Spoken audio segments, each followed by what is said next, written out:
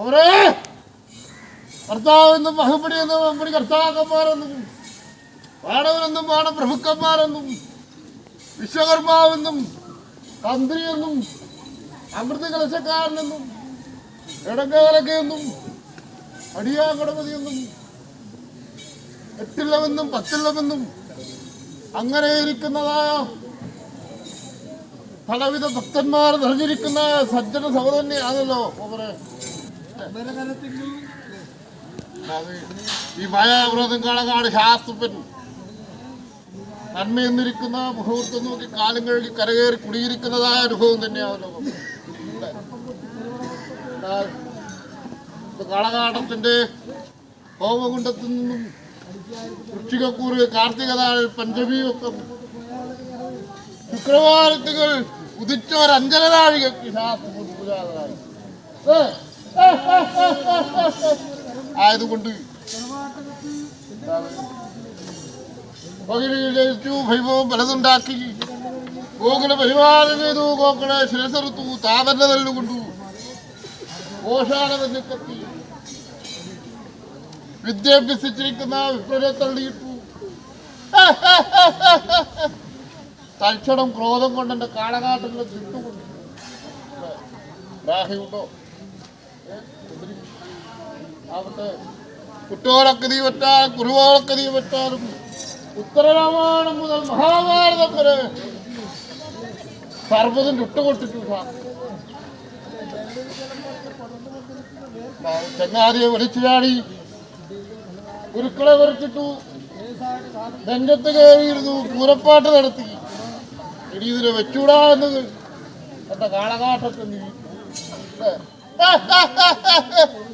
അങ്ങനെ 6 വൃക്ഷം കൊണ്ട് 7 ദിക്കിന് ഹോമം കൂട്ടി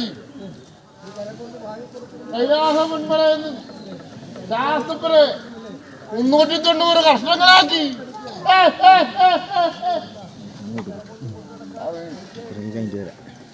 ആറിൽ നിന്നും നടുവിലേക്ക് ഹോമകുണ്ടത്തിൽ നിന്നും ശാസ്ത്രപ്പനങ്ങനെ ചുട്ടുപൊറ്റോര് പൊന്ന പോലെയും സൂര്യനാകും ഉദയം പോലെയും മായമില്ല സ്ഫടികം പോലെയും കുറുന്തോട്ടി വൃക്ഷം പോലെയും മാറ്റേറുന്ന കാനിരം പോലെയും ശാസ്ത്രപ്പനങ്ങന ആയതുകൊണ്ട് അങ്ങനെ കാലും മുഖവും കഴുകി കാളകാട്ടത്തിനെന്ന് പടിഞ്ഞാറ്റയിൽ നോക്കുന്ന നേരത്തിൽ കണ്ടത് കൊട്ടയിൽ തീയും കോരി ഷോഡശ കലകളും ഷോഡശ മുദ്രകളും അഗ്നിയോടുകൂടാ ശാസ്ത്രപരങ്ങനെ കണ്ടു. അങ്ങനെ എന്റെ കാളകാട്ടിൽ ചുട്ടുപൊട്ടിച്ചു. പാറനാട് കുമ്പനാട് പയ്യനാട് പയ്യമ്മന കടത്തനാട് കാളവെടുപ്പന്തൽ ഉൾശ്ശേരി കുട്ടവഞ്ചാൽ കോരപ്പുഴ കോട്ടവാതുക്കൾ കക്കാട്ടിടം തെക്കത്തിവിടം